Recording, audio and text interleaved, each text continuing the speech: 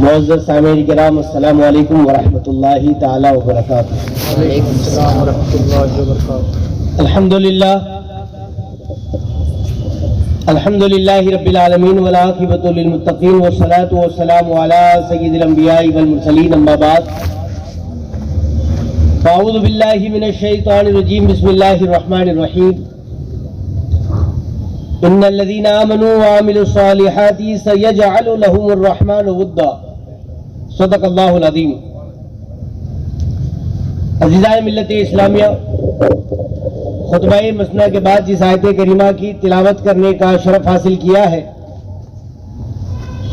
آئیے عرض و معروف سے قبل ہم مل کر ہماری اور ساری کائنات کے مرکز عقیدت جناب احمد مجتبی محمد الرسول اللہ ارواحنا فدا صلی اللہ تعالی علیہ وسلم کی بارگاہ اقدس میں درود پاک کا ہدیہ نشاور کریں، باوز بلند پڑھیں۔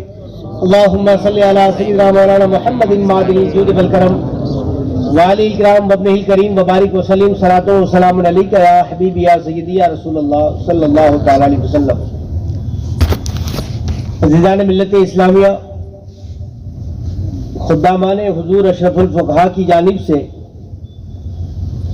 آج عرس تاج الشریعہ رحمۃ اللہ تعالی علیہ و یاد اشرف الفقہا کی شکل میں ایک پروگرام کا اہتمام کیا گیا ہے، جس میں ہم اور آپ حاضر ہیں۔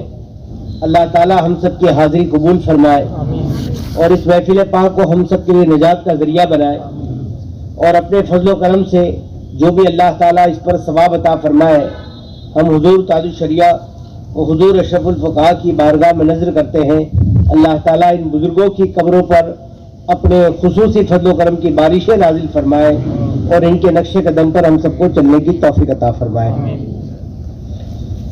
عزیزان ملت اسلامیہ، کافی دیر سے آپ حضرات بیٹھے ہوئے ہیں، ہمارے حافظ صاحب قبلہ سے آپ نہ تو منقبت سماعت کر رہے تھے، پھر عزیز العلماء کا ایک مختصر سی کچھ ناصحانہ خطاب آپ نے سماعت کیا، اور ابھی ہم شبیہ حضور اشرف الفقہا سے بھی آپ کچھ باتیں انشاءاللہ سماعت کریں گے۔ تھوڑی دیر کے لیے میں آپ حضرات کے سامنے حاضر آیا ہوں۔ اللہ تعالیٰ میری زبان پر کلمہ حق جاری فرمائے، اور جو کچھ بھی عمل کے حوالے سے گفتگو ہو، مجھے آپ سب کو اللہ اخلاص کے ساتھ عمل کی توفیق عطا فرمائے۔ عزیزان ملت اسلامیہ، آپ حضرات تو جانتے ہی ہیں کہ آج کے اس پروگرام کو کن کی جانب منسوخ کیا گیا ہے، اور جو شخصیتیں ہیں ان کے تعارف کی بھی حاجت ہے، لیکن اتنا دھیان رکھیں کہ دنیا میں تو جتنے بھی آئے ہیں سب کو جانا ہے، کوئی بھی ہمیشہ رہنے کے لیے تو نہیں آیا،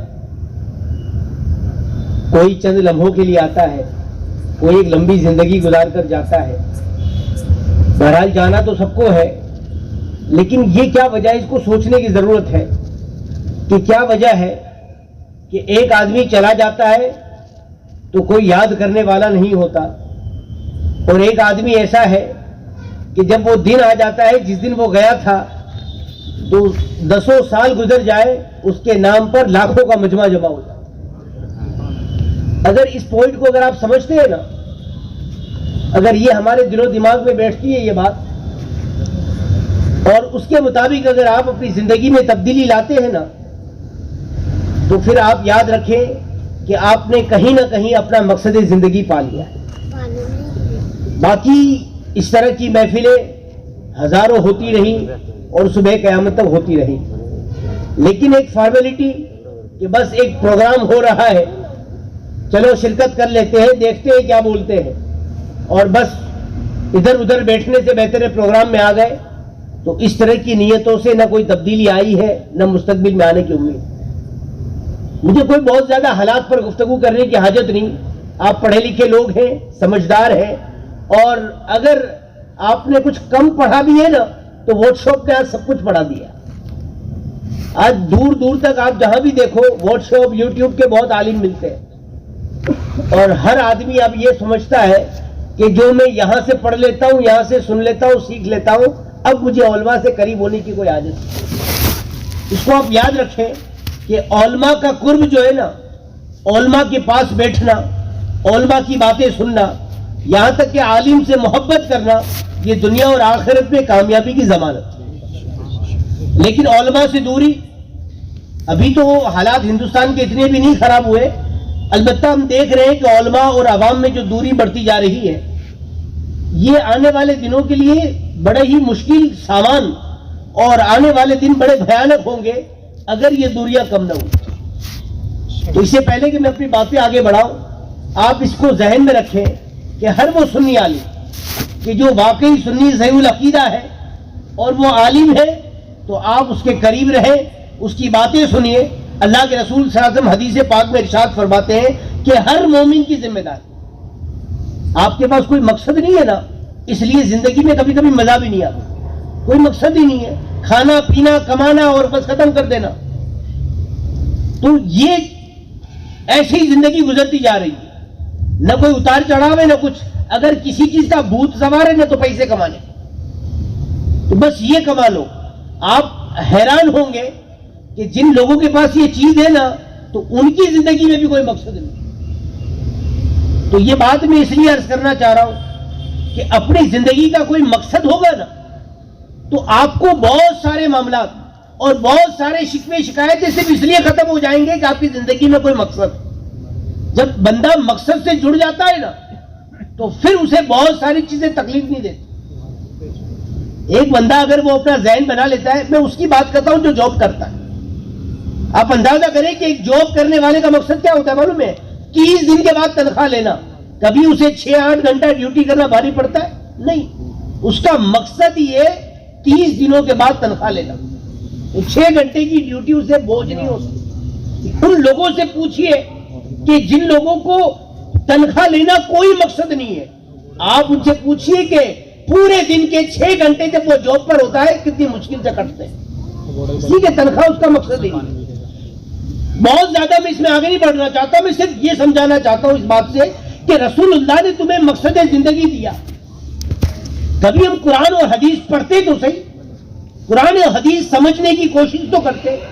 رسول اللہ صلی اللہ تعالیٰ علیہ وسلم کے نام پر ہم جان قربان کرنے کی باتیں کرتے۔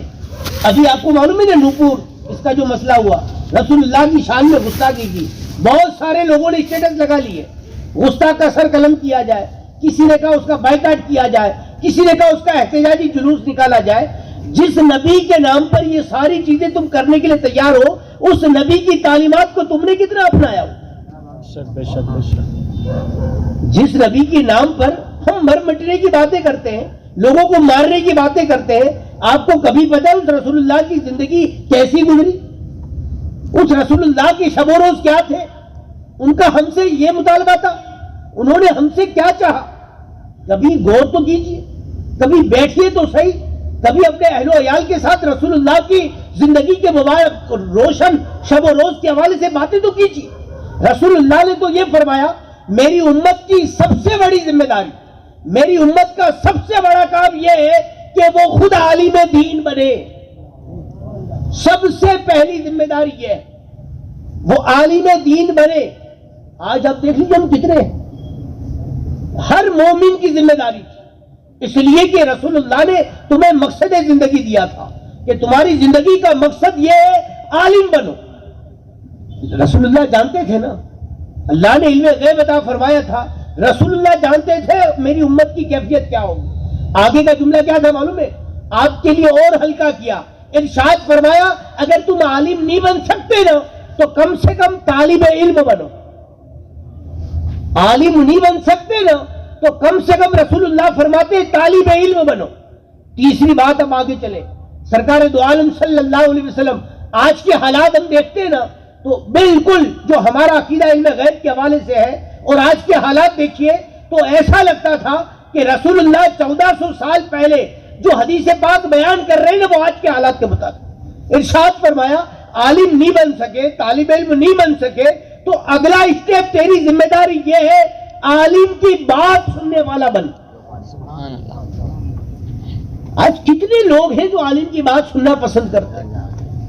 آج تو ہم لوگ، میں وہابی کی، اہل حدیث کی، قادیانی کی بات ہی کیوں کروں؟ ہمارے سنیوں کے اتنے مسائل ہیں، ہم کو وہاں جانے کی حاجت ہی کیا ہے؟ اور ہمارے درمیان اتنے اختلافات ہیں، ہم ان سے اتحاد کی باتیں کیا کریں گے؟ لوگ کہتے ہیں کہ اگر ہندوستانی مسلمان ایک پلیٹ فارم پر آ جائے نا تو ہندوستان کے حالات بدل جائیں گے. میں کہتا ہوں ہندوستانی مسلمانوں کو ایک پلیٹ فارم پر آنے کی کوئی حاجت نہیں, صرف ہندوستان کے اہل سنت والجماعت پلیٹ فارم پر آ جائے. ہمیں ضرورت ہی نہیں ہے وہابیوں سے اتحاد کی, ہمیں سلفیوں کے اتحاد کی اور ایک اسٹیج شیئر کرنے کی کوئی حاجت نہیں. اللہ نے سنیوں کو وہ شان عطا فرمائی, انگریزوں کے مشن کو ناکام کرنے والی ذات تنہا امام احمد رضا کی تھی. پوری انگریز حکومت سے لڑنے والی ذات تنہا امام احمد رضا کی تھی. ہندوستانی تاریخ میں اگر ہم جائیں گے نا تو آپ دیکھ لیجئے مغل سلطنت کا کیا حال تھا اور اس وقت کے جو حالات بدلے تھے, اور شیعت نے اور جس طریقے سے جو اکبر نے خدائی دین کا دعویٰ کیا تھا اس کے مقابلے میں کھڑی ہونے والی ذات مجدد الفیضانی کی طرح تھی. تو ہماری تاریخ تو اتنی روشن ہے, یزید کا فتنے سے لے کر آج تک وہابیوں کے فتنے تک. آپ پوری اسلامی تاریخ کا جائزہ لے لیجئے, مسلمانوں کو, اہل سنت والجماعت, سواد اعظم کو کسی بھی فرقہ باطلہ سے کبھی بھی اتحاد کی حاجت نہیں ہے. صرف اہل سنت والجماعت متحد ہو جائے وہ تاریخ بدل دے گی. بے شک بے شک. تو میرے عزیز ساتھیوں, آپ اپنا مقصد زندگی سمجھیے. ہمیں 5 وقتہ نماز کے وقت پتہ نہیں ہے, ہمیں یہ نہیں پتا کہ فجر کا وقت کب سے کب تک ہے. میں نے بارہا کئی مسجدوں میں, نوساری میں ہماری جو اپنی مسجد ہے نا, ہم اس میں بارہا دیکھتے ہیں کہ نماز پڑھ کر ہم فجر کی نماز پڑھ کر فارغ ہو کر نکلے نا تو طلوع شمس, سورج نکلنے کا وقت ہے, ایک بندہ آتا ہے وضو کرتا ہے نماز کے لیے کھڑا ہو جاتا ہے. بورڈ تک لگا ہے کہ 20 منٹ تک نماز نہیں پڑھنی. اتنا بھی اس بندے کے پاس وقت نہیں کہ وہ اس کو پڑھے اور نماز سے رکے نہیں. جبکہ اس وقت نماز پڑھنے سے منع کیا گیا, اس بندے کو اتنا بھی نہیں پتا کہ اس وقت میں نماز نہیں پڑھنی, اور وہ چائے کی لاری پر بیٹھ کر علماء اہل سنت کو گالیاں دیتا ہے, علماء اہل سنت پر انگلیاں اٹھاتا ہے. علماء اہل سنت کے حوالے سے یہ تو سلے گلی ہو گیا, یہ تو فلاں ہو گیا, یہ تو ڈھگا ہو گیا, یہ تیری ذمہ داری تھی. اور پھر بات کرتا ہے مسئلے کے اعلیٰ حضرت کی. تجھے پتا ہے اعلیٰ حضرت نے صلح کلی ہونے کے لیے کتنی شرائط بیان کی ہے؟ اعلیٰ حضرت نے کسی کو کافر کہنے کے لیے کتنی احتیاطیں بیان فرمائی, اور کتنی شکیں بیان کی ہے کہ اتنی شکیں کفر کی ہو, 99 شکیں کفر کی ہو, اگر ایک شک اسلام کی طرف ہے تو فرماتے ہیں کہ اسے کافر نہیں کہا جائے. اب باتیں تو دیکھیے کہاں کی کر رہے ہیں, کس کے زندہ باد ہونے کے نعرے لگاتے ہیں, اور پریکٹیکلی کہاں پر ہے. اپنا محاسبہ تو کیجئے. رسول اللہ فرما کر گئے عالم بننا, طالب علم بننا دونوں نہ کر سکو تو عالم سے محبت کرنا, یہ محبت ہے. اگر تجھے اپنے ایمان کی کوئی غلطی نظر آ گئی تو اس کو چائے کی لاری پر بیان کرنا, اس کو واٹس ایپ کے گروپ میں ڈالنا, یہ اصلاح ہے. اگر ہم چاہتے ہیں کہ ہمارا امام اس کی بے عزتی نہ ہو, اس کی اصلاح ہو جائے, آپ نے غلطی دیکھ لی تو تنہائی میں بات کرنا. اگر مسئلہ ہی وہ غلط بیان کر رہا ہے تو صحیح مسئلہ اسے بتا دینا, تو اصلاح ہوگی نا. چوک میں بیٹھ کر اصلاح نہیں ہوتی.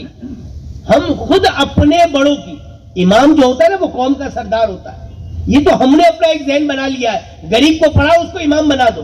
اگر مالدار پڑھتا نا پھر وہ مسلح امامت سنبھالتا نا تو کسی کی ہمت نہیں ہوتی کہ اس کا ہاتھ پکڑ.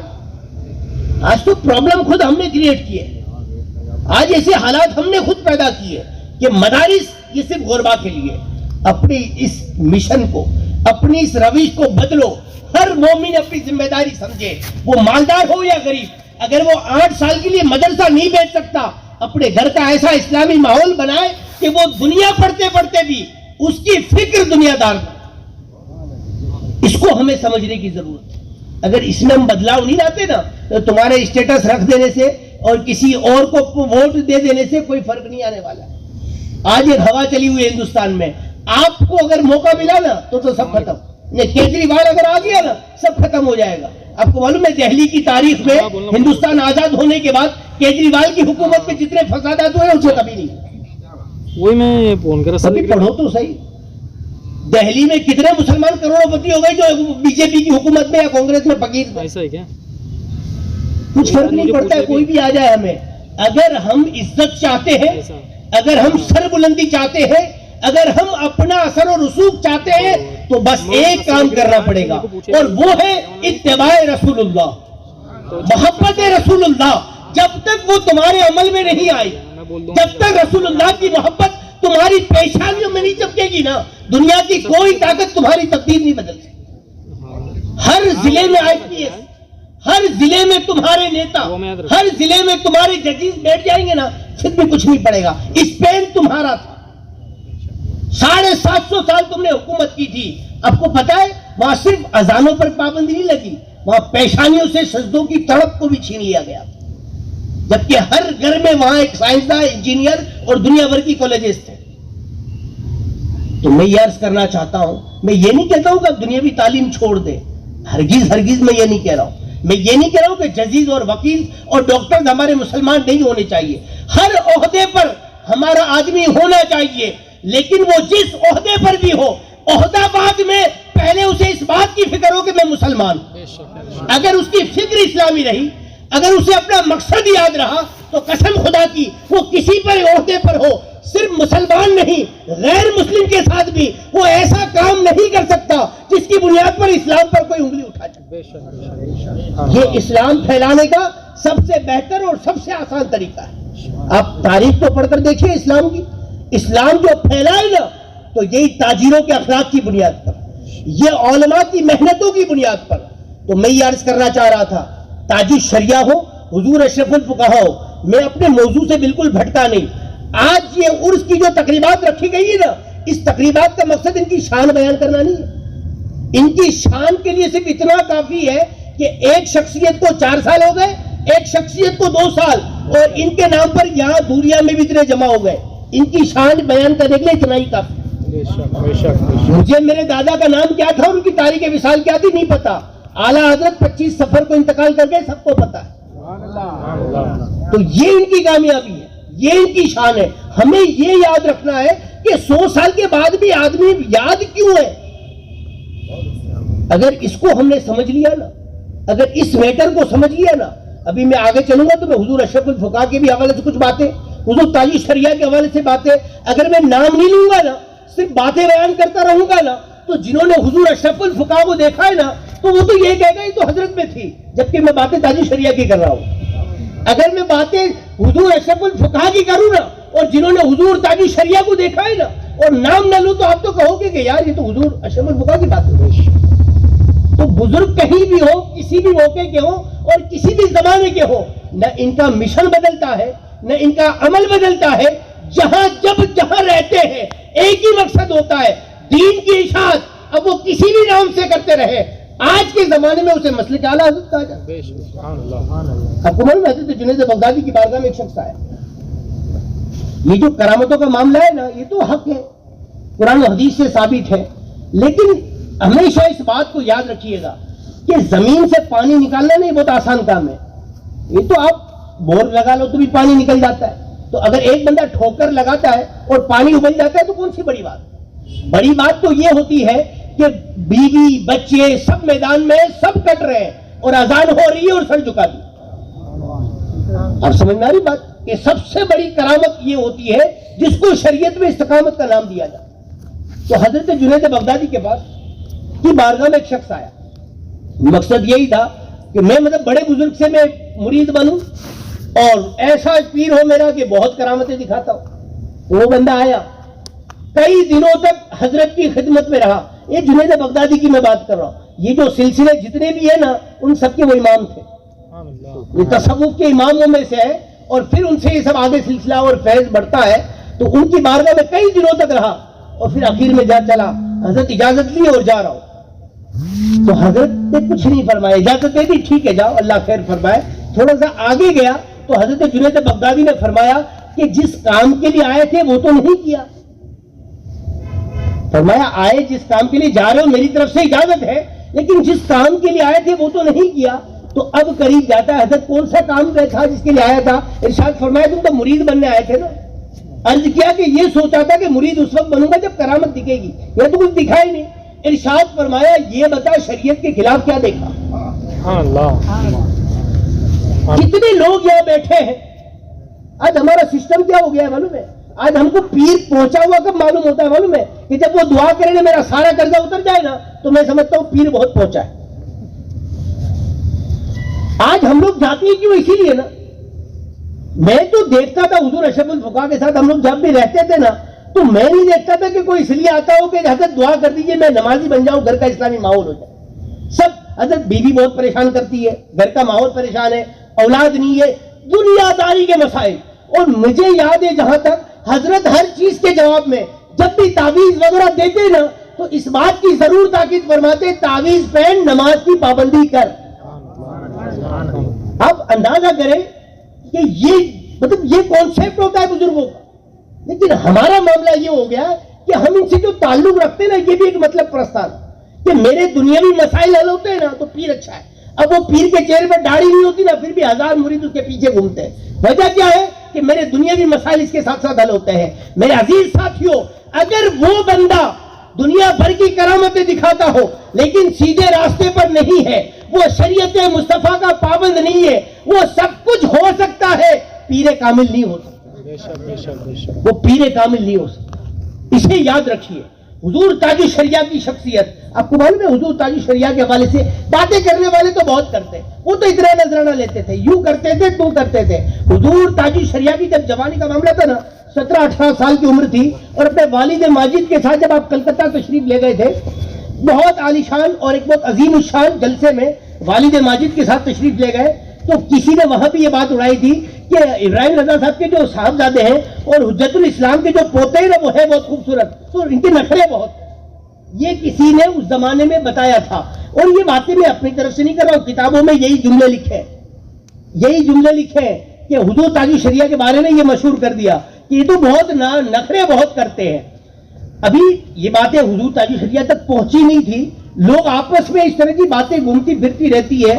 اور حضور تاج الشریعہ جن دنوں کلکتہ تشریف فرما تھے اسی زمانے میں اسی وقت تاج الشریعہ کے پاس ایک خبر آئی, آنے والا آ کر میسج دیتا ہے کہ حضرت علامہ مفتی ثناء المصطفیٰ علیہ رحمت و رضوان ان کی زوجہ کا وہی کلکتہ میں انتقال ہوگا.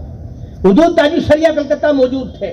میں آپ سے پوچھنا چاہتا ہوں, اگر حضور تاج الشریعہ کے ناز و نخرے بہت تھے تو ان کو ایک پتہ چلا کہ ایک اس عظیم ذات کی اہلیہ کا انتقال ہو گیا تو بس انا للہ و انا الیہ راجعون پڑھ لیا کافی تھا, یہی بہت تھا.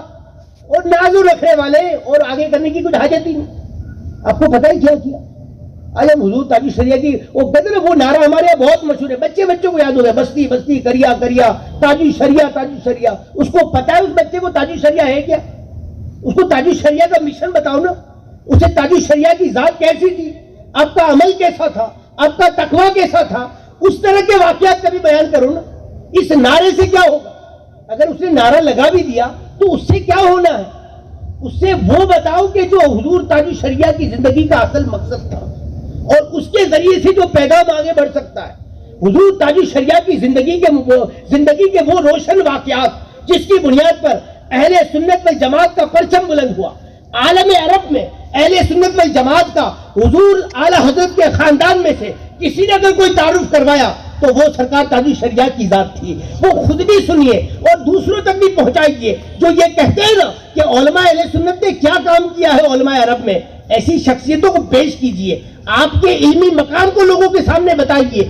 آپ کوئی بھی بات کریں تو آپ کے پاس دلیل ہونی چاہیے, لیکن ہمارے پاس تو پڑھنا تو ہے نہیں, سننا تو ہے نہیں, بس وہ ایک دو کرامتیں سن لی, ایک دو کرامتیں بیان کر لی. ارے کرامت تو ادنا درجہ ہے, کرامت تو ادنا درجہ ہے. آپ استقامت دیکھیے نا کہ استقامت کا لیول کیا تھا. جب حضور تاج الشریعہ کو پتا چلا نا کہ حضرت کی اہلیہ کا انتقال ہو گیا, فوراً ارشاد فرمایا کہ میں ادارے پر جاؤں گا, حضرت کے ساتھ تعزیت کروں گا. پہنچے اور تعزیت کے لیے پہنچے تھے. مفتی ثناء المصطفیٰ صاحب نے, سرکار اعلیٰ حضرت کے خاندان سے تھے نا, حجت الاسلام کے پوتے تھے, ارشاد فرمایا بیٹا آپ کو ہی نماز جنازہ پڑھانا ہے. یہ علماء نے دیکھا نا, یہاں یہ بھی چاہتا ہوں کہ آپ ان کے تعلقات تو دیکھیے. آج تو اس بات کی بھیڑ لگی رہتی کہ میں آگے جا کے جنازہ پڑھا دوں, اور وہ اس بات کے حقدار تھے. ان کی اہلیہ کا جنازہ تھا اور خود بھی کوئی چھوٹے موٹے آدمی نہیں تھے, صدر الشریعہ کے شہزادے تھے, صدر الشریعہ کے شہزادے تھے. اگر وہ جنازہ پڑھاتے نا تو بھی کوئی حرج نہیں تھا اور کسی کو بھی کوئی انگلی نہیں اٹھاتا کہ کوئی چھوٹے موٹے آدمی کے بیٹے نہیں تھے. لیکن وہ فرماتے ہیں, جبکہ حضور تاج الشریعہ تبھی ان کے بیٹے کے برابر تھے, لیکن فرمایا بیٹا تمہیں نماز جنازہ پڑھانی ہے. آپ اندازہ کرو علماء کرام کے آپسی رشتے جب ایسے تھے نا اس انداز کے, تو پھر اہل سنت والجماعت کا پرچم کس طرح سے بلند ہوتا جا رہا تھا, یہ بتانے کی حاجت نہیں. حضور تاج الشریعہ کو حکم ہوا آپ کو پڑھانا ہے تو ٹھیک ہے میں حاضر ہوں. آپ نے نماز جنازہ پڑھائی, نماز جنازہ پڑھانے کے بعد پتا چلا کہ قبرستان دور ہے, تو یہ ہوا کہ حضرت نے فرمایا کہ میں بھی قبرستان جاؤں گا. یہ وہ بندہ کہہ رہا ہے جس کے بارے میں ہم نے مشہور کر دیا بہت ناز نخرے والے. اب وہ قبرستان بھی جا رہے, اسے کوئی فکر نہیں اپنے پروگرام کی, اسے کوئی فکر نہیں اپنے مریدوں کی. آپ اپنے دل پر ہاتھ رکھ کر کہیے کہ وہ بندہ جو اپنے پروگرام کے لیے گیا ہو, جو اپنے مریدین کے لیے گیا ہو, وہ اس طرح کے کام کاج میں شریک ہوتا ہے؟ نہیں ہوتا. تو مطلب یہ ہے کہ اسے اس سب سے کوئی مطلب نہیں تھا, اسے تو صرف دین کا کام کرنا تھا, اسے تو مسلک کا کام کرنا تھا. فرمایا حضرت قبرستان بہت دور ہے, تو آپ گاڑی میں بیٹھ گئے, ابھی تو گاڑی 2-4 منٹ چلی تھی, ارشاد فرمایا گاڑی روکو میں اترتا ہوں. کسی نے یہ سمجھا کہ شاید لگتا ہے واپس جا رہے ہیں, پوچھ لیا حضرت آپ واپس جانا چاہتے ہیں؟ ارشاد فرمایا نہیں میں پیدل قبرستان جاؤں گا. کہا حضرت بہت دور ہے. ارشاد فرمایا کیا ہوا؟ اس لیے کہ صدر الشریعہ کی بہو کا جنازہ ہو, اختر رضا گاڑی میں جائے یہ پسند نہیں کرتا. آپ اندازہ تو کریں, اس طرح کا ادب تھا کہ گاڑی میں جانا یہ پسند نہیں. اور فرمایا گیا کہ پیدل قبرستان تشریف لے گئے, تدفین میں شریک ہوئے اور پھر واپس. تو آپ اندازہ کریں کہ ان لوگوں کا عمل کیسا تھا. آپ جائزہ لیجئے, ہم میں سے کون اتنے بڑے خاندان کا ہے؟ علمی اعتبار سے آپ کو معلوم ہے حضور تاج الشریعہ کے حوالے سے آپ نے ان کی بہت ساری کرامتیں, ان کی بڑی کرامت اگر آپ سننا چاہو نا, حضور تاج الشریعہ کی بڑی کرامت تو صرف اتنی بڑی کرامت, یہ کرامت بیان کرنے کے لیے کافی ہے کہ سماعت کے اعتبار سے اور بصارت کے اعتبار سے بالکل جوانی سے ہی یہ دونوں چیزوں کی پرابلم تھی, اور اس کی وجہ سے کئی ساری بیماریاں. اس کے باوجود سماعت کا مسئلہ ہے, بصارت کا مسئلہ ہے, اس کے باوجود اپنے وقت کے مفسر بھی تھے, اپنے وقت کے محدث بھی تھے, اور اپنے وقت کے جلیل القدر فقیہ اعظم بھی تھے. یہ سب سے بڑی کرامت تھی. کئی سارے علماء نے, آپ ان کی حیات کے گوشے تو پڑھیے, جن لوگوں نے حضور تاج الشریعہ کو قریب سے دیکھا ہے, حضور تاج الشریعہ کے ساتھ سفر کیا ہے, آپ ان کو پڑھیں گے, ان کو سنیں گے تو پتا چلے گا کہ حضور تاج الشریعہ کا معاملہ کیا تھا. فرمایا گیا کہ جب ایسا تھا کہ دیکھنے میں تکلیف ہے, سننے میں پرابلم ہے, ایک بندے کو بالکل اپنے سے قریب بٹھاتے, ارشاد فرماتے تو پڑھتا جا, اس کی عربی بیان کرتے جاتے. یہ کوئی آسان بات نہیں ہے, اور یہ ہم کو تو پلے بھی نہیں پڑنے والی کہ یہ میں کیا بولنا چاہ رہا ہوں. لیکن بڑی کرامت یہ تھی, یہ صرف آپ بولتے. ایک مرتبہ کا واقعہ ہے, آج ہمارے یہاں ذہن میں جو مطلب ہو گیا نا, یہ غلے گلی ہے, یہ وہابی ہے, اس کے ساتھ مل گیا معاملہ ختم. مطلب ہمیں تو ایسا لگتا ہے کہ باہر سے اندر لانا چاہیے کہ اندر والوں کو باہر ڈھکیلنا چاہیے. جس کو سمجھنے کی کوشش کر رہا ہے کہ باہر والوں کو میں اندر لانے کی اور ان کی کچھ ہدایت کے کام کر رہے ہیں, یا جو ہے ان کو بہکا بہکا کر بھگاؤ. حضور اشرف الفقہاء جب دولیا تشریف لائے تو میں آپ سے پوچھنا چاہتا ہوں, میں تو نیا ہوں, کتنی مسجدیں تھی سنیوں کی؟ اگر حضور اشرف الفقہاء اس وقت یہ 2 ہی سنیوں کی مسجد ہے, اور میرا ایسے محلے میں پروگرام ہے وہابی کا, تو اب میں کہاں جاؤں گا؟ اور میں کن لوگوں کو تقریر کروں؟ وہابیوں کو سناؤں یا سنی 4 لوگوں کے لیے میں پروگرام کروں؟ اگر وہ ساری چیزیں نہ کی ہوتی تو آج یہ شان بان سنیوں کی ہوتی. اب سوچو تو صحیح, انداز کیا ہونا چاہیے کام کرنے, کس طریقے سے کام کیا جاتا ہے. آپ نے رسول اللہ کی زندگی پڑھی ہوتی نا تو بزرگوں کے عمل پر اس طرح کے اعتراضات نہیں کرتے. رسول اللہ کا عمل تو دیکھیے, مکے سے نکل رہے ہیں, ہجرت فرما رہے تو خاموشی کے ساتھ, اور بدر میں جانے کی بات آئی تو سب کو لے کر چلے. حالات کے حساب سے حکمت عملی ہوتی, حالات کے حساب سے انسان کو چلنا چاہیے, حالات کے حساب سے انسان کو کام کرنا چاہیے. آج سارے لوگ مسلمان باہر آ جائے, احتجاج کرتے رہے. کچھ لوگ کہتے ہیں کہ کسانوں نے تو دھرنے دیے تھے اور ان کی بنیاد پر تو کیس واپس آ گئے. آپ کر کے دکھا دیں, ہمت ہے سال بھر. پہلی بات تو ہمارے پاس جذبے ہی نہیں. اگر ہم بیٹھ بھی گئے تو سی آر میں, NCO, جتنے بھی ابھی CAA کے قانون وغیرہ میں جتنے بھی شاہین باغ بنے تھے, کیا پوزیشن ہوئی اس, آج بھی لوگوں کو پکڑ پکڑ کر اندر کیا جا رہا ہے. تو وہی حکمت عملی ہم اپنائیں گے کہ ہمیں کچھ سمجھنے کی ضرورت ہے, ہمیں کوئی ایک حکمت عملی پر آنے کی ضرورت ہے. حضور تاج الشریعہ کے حوالے سے ایک واقعہ ملتا ہے. حضرت علامہ مفتی مطیع الرحمان صاحب قبلہ نے اپنے ایک مضمون میں اس بات کو لکھا. لکھتے ہیں کہ میں اور مولانا یاسین اختر مصباحی صاحب رئیس القلم جسے کہا جاتا ہے، ہم دونوں حضور تاج الشریعہ کے پاس بیٹھے تھے دارالاسلام میں، رضوی دارالاسلام میں ہم لوگ بیٹھے ہوئے تھے کہ ایک بندہ مسجد رضا اس میں نماز پڑھا تھا، حضور تاج الشریعہ کا خادم تھا، تو اس نے دیکھا کہ دو بندے آئے ہیں اور وہ نماز پڑھ رہے ہیں اور وہ رفع یدین کرتے ہیں. میں نے رفع یدین کا مطلب رکوع میں جانے سے پہلے ہاتھ اٹھائے، کان پر لے گئے، پھر اس طریقے سے وہ نماز پڑھ رہے ہیں. تو وہ دوڑتا اور جیسے وہ دو بندوں نے نماز سے فارغ ہوئے تو انہوں نے مسجد میں ہی آواز لگائی، این شیخ الازہری، یہ شیخ ازہری کہاں ہے؟ حضور تاج الشریعہ ازہر سے فارغ ہیں تو انہیں ازہری صاحب سے اسی زمانے سے یاد کیا جاتا ہے. تو پوچھا کہ این شیخ الازہری، یہ شیخ ازہری ہے کہاں؟ تو وہ خادم نے بھی اس کو سن لیا اور وہ بھاگتا بھاگا حضور تاج الشریعہ کے پاس کہ دو غیر مقلد حضور تاج الشریعہ سے ملنا چاہتے ہیں، دو غیر مقلد حضور تاج الشریعہ سے ملنا چاہتے ہیں. بھاگتا بھاگتا پہنچا تو حضرت علامہ مفتی مطیع الرحمان صاحب فرماتے کہ میں بھی بیٹھا تھا اور رئیس القلم یاسین اختر مصباحی صاحب بھی بیٹھے تھے، اور وہ بندہ آ کر کہتا ہے حضور تاج الشریعہ کے پاس سلام کر کے اندر آیا اور بالکل ایک بھاگتا ہوا بندہ آتا ہے، سانس پھول رہی ہے اور جلدی جلدی میں کہتا ہے حضرت دو غیر مقلد آپ سے ملنے آنا چاہتے ہیں تو میں منع کر دیتا ہوں. مطلب یہ سسٹم ہو گیا نا آج ہمارا بھی، حضور تاج الشریعہ سے بھی وہ آدمی حضرت میں منع کر دیتا ہوں. تو مفتی مطیع الرحمان صاحب کہتے ہیں کہ میں نے اس کو خادم کو ٹوکا کہ تو حضرت سے اجازت لینے آیا ہے کہ حکم سنانے آیا ہے؟ حضرت کیا فرماتے ہیں وہ تو سن. ابھی تو حضرت تھوڑی ملنے جا رہے ہیں اس سے، وہ قادیانی ہو، وہ شیعہ ہو، وہ اہل حدیث ہو، وہ لوگ ملنے آ رہے ہیں نا. حضرت تو ملنے نہیں جا رہے کہ حضرت پہ کوئی حکم لگے گا، اور تو حضرت سے اجازت لے رہا ہے کہ حضرت پر حکم لگا رہا ہے. مفتی مطیع الرحمان صاحب فرماتے ہیں کہ جب میں نے یہ کہا تو یاسین اختر مصباحی صاحب نے بھی یہی جملہ کہا، انہوں نے بھی سیم میری تائید کی. تو تاج الشریعہ نے فرمایا ان کو بھیج دو، ان دونوں کو بھیج دو. اب وہ دونوں کے دونوں، وہ خادم حیران، ان دونوں کو لے کر آیا اور جب اوپر چڑھ رہا تھا تو وہ دونوں عالم جو تھے نا وہ بھی چہرے سے سمجھ گئے تھے خادم کے کہ یہ ہم کو رونگ نمبر سمجھتا ہے. تو ابھی تو وہ اندر گھستے، سلام کرنے کے بعد ان کا ان دونوں آنے والے علماء کا یہ جملہ تھا، نانو معکم فی احکام الوہابیہ میاں فی المیاں. وہ دونوں کے دونوں اردو نہیں جانتے تھے، جو دونوں آ رہے تھے نا وہ اردو نہیں جانتے تھے، لیکن وہ سمجھ گئے تھے کہ ہمارا حلیہ، ہمارا انداز جو نماز پڑھنے کا جو انداز تھا اس سے ہمیں رونگ نمبر سمجھا جا رہا ہے. تو انہوں نے آتے ہی اسلام کے بعد نحنو معکم فی احکام الوہابیہ میاں فی المیاں، کہ وہابیوں کے اوپر جو بریلی شریف سے فتویٰ صادر ہوا ہے وہ فتویٰ حق ہے اور ہم اسی حکم کو مانتے ہیں اور ہم آپ کے ساتھ 100% وہی ہیں. یہ آگر جملہ ارشاد فرمایا. مفتی مطیع الرحمان صاحب فرماتے کہ ہم لوگ کھڑے ہو گئے، ہم سمجھ گئے کہ یہ کوئی غیر مقلد وغیرہ نہیں ہے، یہ سنی شافعی ہے. اور یہ کون تھے معلوم ہے؟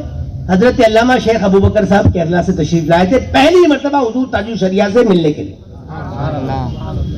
آپ اندازہ تو کریں، آپ کے پاس اگر اتنی طاقت ہو کہ آپ کو اندر کے سارے معاملات واضح ہیں تب تو کسی پر بھی حکم لگا دو. باقی آپ اپنے اوپر دیکھیے نا، میں کس لیول پر ہوں سنیت کے، میں کہاں ہوں، میں کسی پر حکم لگا رہا ہوں، اللہ نہ کرے وہ اگر صحیح ہوا تو میری حالت کیا ہو. اور آپ سے قیامت کے دن کبھی نہیں پوچھا جائے گا کہ تو نے کیوں حکم نہیں لگایا. حکم لگانے کے لیے مفتیان کرام موجود ہیں. اگر آپ کو کوئی مسئلہ ہے، آپ کو کوئی بات سمجھنی ہے، آپ کو کوئی بات جاننی ہے، ان کے پاس پہنچیے اور جانیے نا شریعت کا حکم. اور شریعت کا حکم جو ہو مجھے آپ بتا دیجئے، حضور اشرف الفقہاء نے کب تمہیں یہ کہا تھا کہ کسی بھی وہابی کے ساتھ اٹھنا، کسی وہابی کے ساتھ شادی بیاہ کرنا؟ کب کہا تھا؟ لیکن حضرت کا ایک اپنا انداز تھا، اس انداز میں اصلاح فرماتے.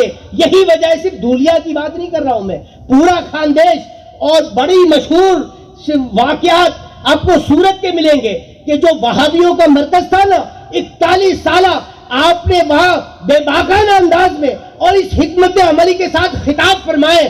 ایک دو نہیں، ہزاروں وہابیوں نے آپ کے دستے مبارک پر توبہ فرمائی. یہ اور بات ہے کہ حضور اشرف الفقہاء کے مریدین نہ فیس بک پر وہ باتیں ڈالتے ہیں نہ واٹس ایپ پر شیئر کرتے ہیں، اس سے کوئی فرق نہیں پڑتا. وہ بندہ، اس کا مشن تھا کہ جب تک زندہ رہوں مسلک اعلی حضرت کا کام کرتا رہوں، کوئی مجھے اس کا محافظ کہے نہ کہے فرق نہیں پڑتا. یہی وجہ ہے جہاں جہاں گئے مسلک اعلی حضرت کا آج بھی پرچم لہرا رہا ہے. بے شک. سبحان اللہ، سبحان اللہ، اللہ اکبر، یا رسول اللہ، زندہ باد. میرے عزیز ساتھیوں، آج اگر ہم تاج الشریعہ کو جانتے ہیں نا, آج اگر ہم اعلیٰ حضرت کو جانتے ہیں نا, تو مجھے آج بھی یاد ہے میری اہلیہ کھاٹکی واڑ پر ہے, کھاٹکی واڑ ایک محلہ آپ حضرات نے جنوبی سورت میں اگر حضرت کے ربیع الاول شریف کے پروگرامات دیکھے ہو نا, ایک سادہ سا اسٹیج, کوئی پوسٹر نہیں, کوئی پوسٹر نہیں, اور صرف سادہ اسٹیج اور حضرت کی شخصیت, اور وہ بھی 41 سال مسلسل ایک مقرر ایک جگہ پر بغیر پوسٹر کے 41 سال تک, یہ اپنی تاریخ کا ایک الگ طرح کا ریکارڈ.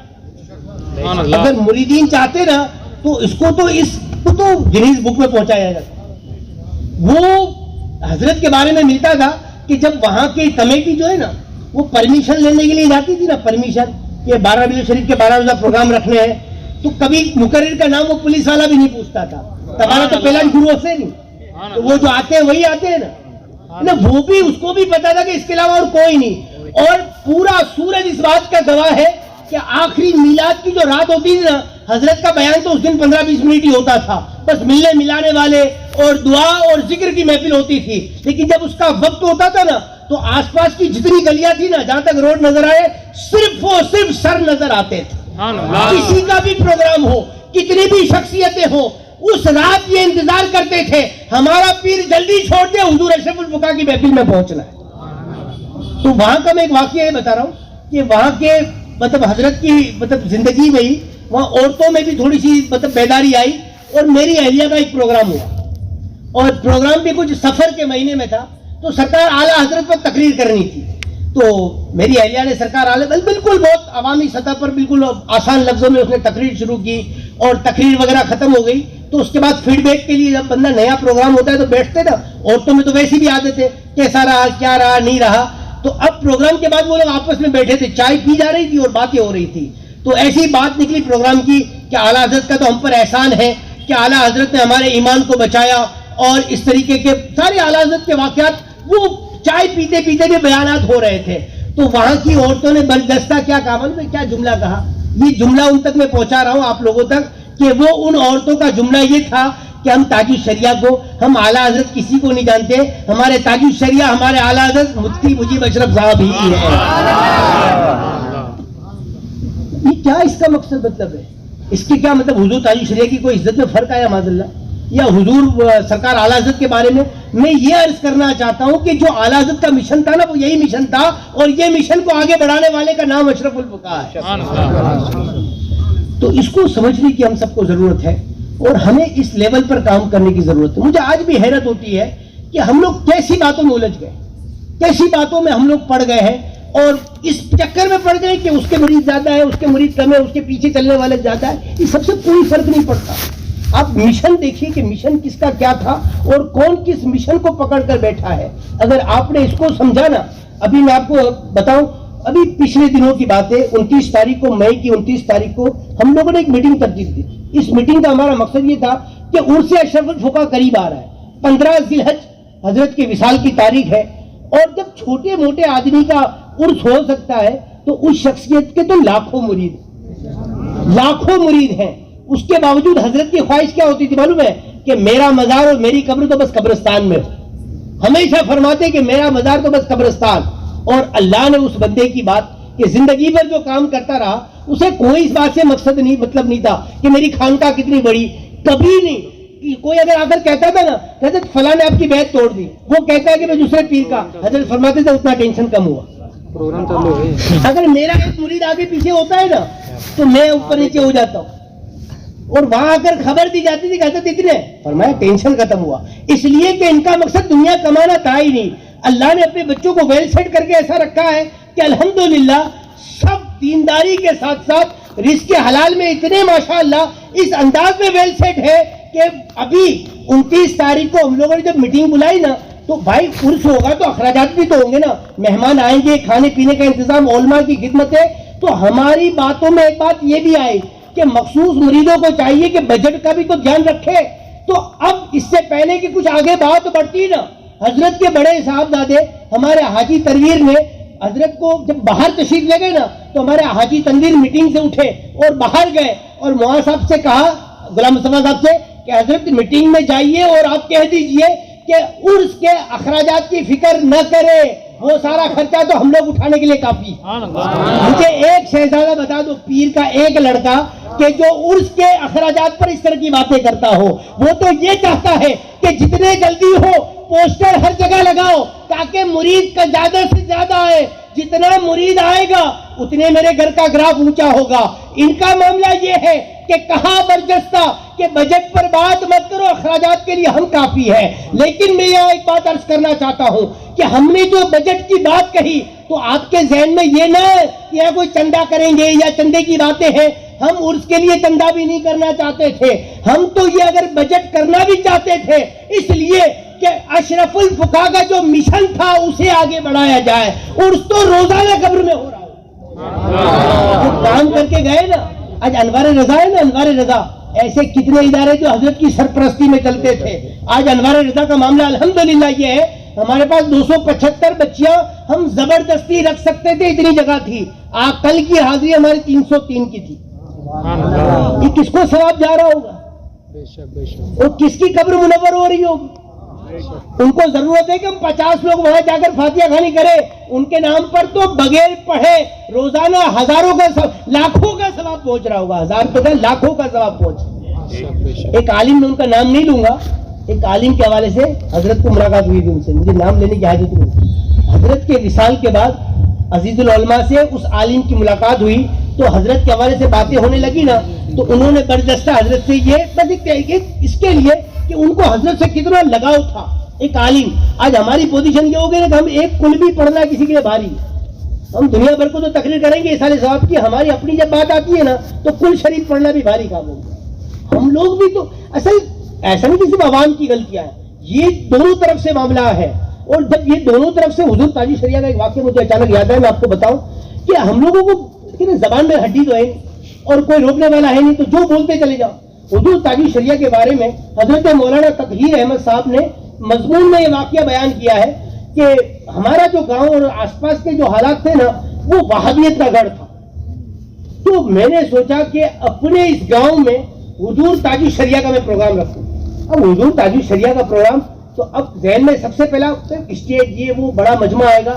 اللہ تعالیٰ نے مفتی شریف الحق صاحب، نائب مفتی اعظم ہند کہا جاتا تھا نا، انہوں نے اپنی زندگی میں یہ بات تحریر فرمائی تھی اور بات بردستہ لکھا ہے آپ نے کہ حضور مفتی اعظم ہند کو بڑھاپے میں جانے کے بعد جو اللہ نے عزت عطا فرمائی تھی نا کہ جہاں پہنچتے تھے ہزاروں کا مجمع ہو جاتا تھا، حضور تاج شریعہ کو اللہ نے وہ جوانی میں عزت عطا فرما دی۔ یہ حضور مفتی شریف الحق صاحب نے لکھا ہے، یہ جملہ لکھا ہے۔ تو آپ سوچ لو کہ مولانا تطہیر صاحب ایک بڑا اپنے وقت کا ایک اچھا عالم اور ایک اچھا مصنف، وہ کہتا ہے کہ میں نے پروگرام کو اب کتنے لوگوں کی اس نے امید، تو انہوں نے کہا کہ گاؤں میں ایسے پیسے والے لوگ تو ہے نہیں لیکن چلو میں کچھ کرتا ہوں۔ تو وہ کہتے ہیں کہ میں نے دو لوگوں کو چنا، ایک تو حضور تاج شریعہ سے میں نے گزارش کی حضرت اپنے گاؤں میں پروگرام کرنا چاہتا ہوں، تو حضرت نے فرمایا ٹھیک ہے میں تیار ہوں، میں آ جاؤں گا۔ دوسری جس کو مطلب چنا گیا تھا تقریر کے لیے مولانا صغیر احمد جوکھن پوری صاحب، تو وہ بھی ٹھیک ہے تیار تھے۔ اب یہ مولانا تطہیر صاحب کہتے ہیں کہ میرے دل میں خیال آیا کہ وہاں تو ٹرین جاتی نہیں اور وہاں نذرانے وغیرہ کا بھی مسئلہ ہے، تو چلو لوکل ٹرین سے کچھ جانے کا کرتے ہیں۔ تو آپ فرماتے ہیں کہ میں ڈرتے ڈرتے حضور تاج شریعہ کے پاس گیا اور عرض کیا کہ حضور پروگرام میں نے رکھا ہے اور تھوڑا سا علاقہ بہت زیادہ غریب ہے، تو میں سوچ رہا ہوں کہ ہم لوکل ٹرین میں چلے جاتے ہیں۔ تو فرماتے ہیں کہ جب میں نے حضور تاج شریعہ کو کہا تو تھوڑی دیر حضرت خاموش رہے اور پھر ارشاد فرمایا کہ مولانا بریلی شریف سے گاڑی کر لو، آنے جانے کا کرایہ میں خود ادا کروں۔ آپ سوچو، آپ میں یہ باتیں اس لیے عرض کر رہا ہوں، آپ علماء کو کبھی اس انداز میں تو دیکھیں، آپ ہمارے بزرگوں کے اور آپ بزرگوں کی شخصیت، اب سیدہ صدیق اکبر کا واقعہ میں بیان کروں، کوئی بیان آپ سب کو پتا ہے کہ جب رسول اللہ نے جب دین کے لیے خرچے کے لیے جب دعوت دی نا تو سیدہ صدیق اکبر اپنا سب کچھ لے کر آ گئے۔ اب حضور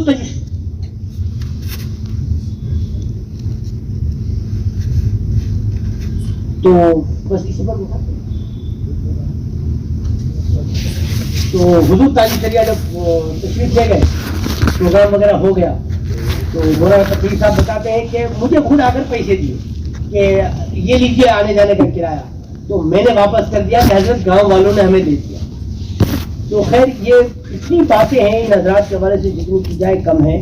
تو میں آپ سب سے آخری بات یہ عرض کرنا چاہتا ہوں. جی ہاں, تو میں وہ جو عرض کر رہا تھا نا کہ علماء کا یہ جب تک عمل تھا نا کہ علماء خود صرف باتیں نہیں کرتے, عملی اعتبار سے مضبوط تھے, تو پھر دین کا کام آگے بڑھ رہا تھا. تو اس مولانا نے حضرت سے عزیز العلماء نے فرمایا کہ جب سے حضرت کا وصال ہوا ہے نا, روزانہ حضرت کے ایصال ثواب کے لیے یاسین شریف پڑھتا ہوں, روزانہ پڑھتا ہوں. ایک عالم پڑھے گا تو آپ سوچیں, جبکہ وہ ان کے پیر نہیں تھے پھر بھی پڑھتے تھے. آج مرید کے پاس اتنا وقت ہے. ہمارے حضرت کو یہ اعلان کرنا پڑا کہ 15 تاریخ کو ہوتی ہے شب, اور ارے ہر محلے میں اتنے مرید ہیں کہ وہ 15 تاریخ کو فیضان اشرف الفقہا کے نام سے یاد اشرف الفقہا کی محفل سجا سکتے. اس کو عادت بنا لیجئے, انشاءاللہ پیر سے بہت فیض پائیں گے. استغفر اللہ تعالی ربی من کل ذنب واتوب الیہ. بولنے میں جو کمی کوتاہیاں ہوئی اللہ تعالیٰ معاف فرمائے. عمل کے حوالے سے جو باتیں ہوئی اللہ مجھے آپ سب کو اخلاص کے ساتھ عمل کی توفیق عطا فرمائے. میں ان تمام جوانوں کا جنہوں نے یہ پروگرام سجایا اور دام درہم سخن جن بھائیوں نے جس طرح سے حصہ لیا, اللہ تعالیٰ سب کو دنیا اور آخرت میں اس کا بہتر بدلہ عطا فرمائے. السلام علیکم ورحمۃ اللہ تعالیٰ وبرکاتہ.